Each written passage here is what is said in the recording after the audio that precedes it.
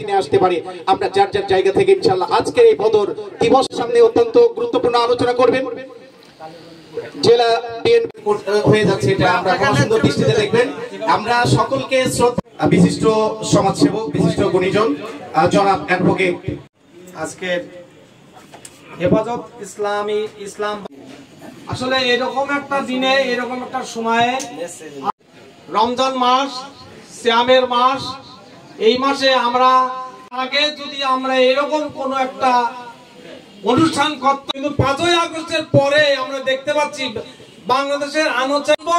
তবে একটা কথা আমাদের মনে রাখতে হবে, আমাদের ভিতরে যদি ঐক্য না থাকে, ঐক্য গড়ে তুলতে হবে এবং সামনে যে ইলেকশন আসছে জাতীয় সংসদ ভোট দিতে পারে সেদিকে খেয়াল রেখে আপনাদের আয়োজন করার জন্য এবং আমাকে বাংলাদেশ ঝিনাইদহ জেলা শাখার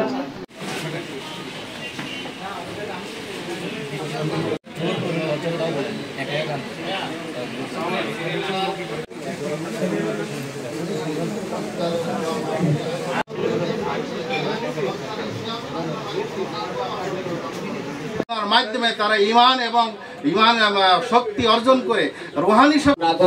এইজন্য আমাদের মুসলমানদের দেশ বাঁচানোর জন্য আমাদের চিন্তা করতে হবে।